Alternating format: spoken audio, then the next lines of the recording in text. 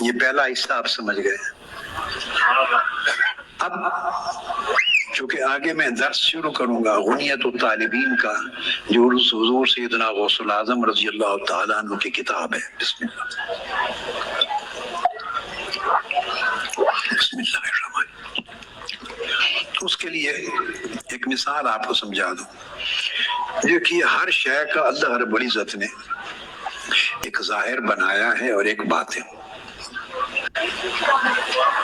ٹھیک ہے، ظاہر میں اور باطن. ہم سب انسان ہیں. آپ ہر کوئی اپنی طرف توجہ کرے، آپ اپنی طرف دیکھیں. آپ کا بھی ایک ظاہر ہے، ہر انسان کا ایک ظاہر ہے اور ایک باطن ہے.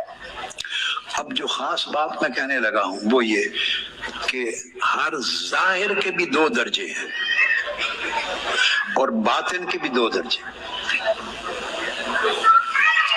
آپ اپنے ظاہر کو دیکھیں، پکڑیں اپنے کپڑے کو، پکڑیں لباس کو پکڑیں. یہ ظاہر و ظاہر ہے، یعنی آپ کے لباس کا، یعنی آپ کا جو ظاہر ہے اس ظاہر کے باہر کا حصہ ہے لباس. اور اس کے نیچے جو اصل ظاہر ہے وہ آپ کا جسم. تو آپ دیکھتے ہیں کہ ایک ظاہر جسم ہے مگر جسم کو ڈھانپ رکھا ہے آپ نے لباس سے. تو دونوں چیزیں ظاہر ہیں، جسم بھی ظاہر ہے اور لباس بھی ظاہر ہے. اب مجھے یہ بتائیے، کبھی ایسا ممکن ہے آپ کا جی کرتا ہے اس بات کے لیے، دل چاہے گا کبھی کہ جسم طاہر نہ ہو، جسم غلیظ ہو، پلید ہو، گندا ہو، میلا کچیلا ہو جسم، اور اس پر نہایت شاندار دھلے ہوئے اجلے کپڑے لباس پہن لیں؟ کبھی ایسا اپنی طبیعت سے پوچھ کے بتائیں. کرنے کو تیار ہیں جی؟ کہ جسم صاف نہ ہو اور لباس صاف پہنے، کیا جواب ہے؟ اونچا بولیے. نہیں. اسی طرح اگر جسم صاف ہو، غسل کر لیں، خوب صاف ستھرا کر لیں اور کپڑے گندے میلے کچیلے اوپر پہن لیں، آپ کا جی کرے گا؟ نہیں کرے گا. تو آپ کی طبیعت ظاہر کے باب میں بھی دونوں درجے جب تک صاف نہ ہو آپ کی طبیعت قبول نہیں کرتی. سو جسم کی طہارت بے معنی ہے اگر لباس میں نظافت نہ ہو، اور لباس کی ڈریس کلودنگ کی نظافت، صاف ستھرا ہونا بے معنی ہے اگر جسم میں طہارت صاف ستھرا نہ ہو. تو آپ دونوں مرتبے جو ظاہر میں ہیں ان کو چاہیں گے نا کہ بڑے پیور، نیٹ اینڈ کلین ہو، صاف ستھرے ہو. جس طرح آپ یہ نہیں کرتے،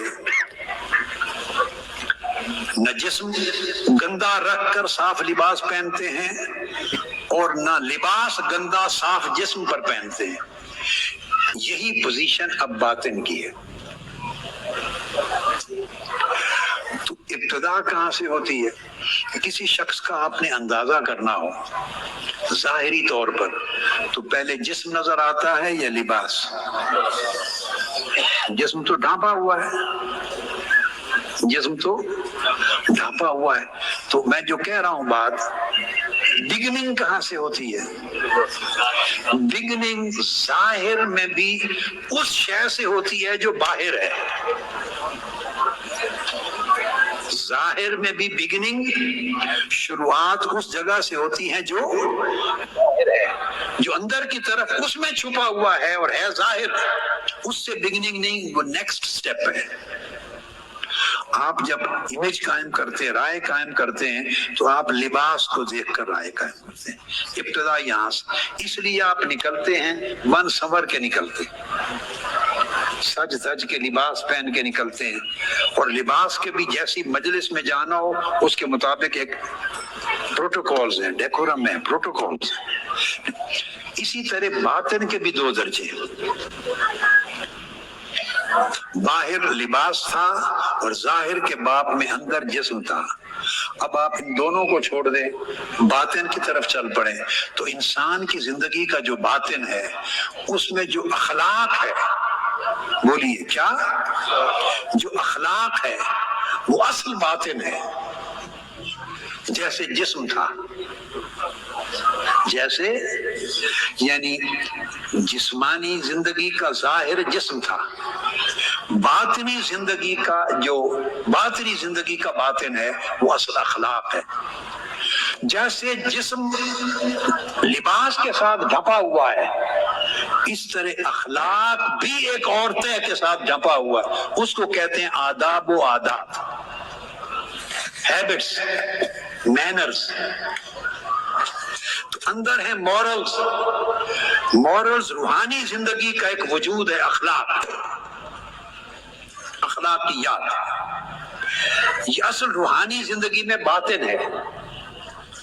یہ جو باطن کا وجود ہے اخلاق کا، آقا علیہ السلام نے فرمایا انما بعثت لاتمم مکارم الاخلاق، کہ میں بھیجا ہی اس لیے گیا ہوں کہ اخلاقیات کو مکمل، اخلاق کے مکارم مکمل کروں، تمہارے اخلاق بہتر کروں، تمہارے مورلز بہتر کروں، تکمیل کروں، بھیجا اس لیے گیا ہوں۔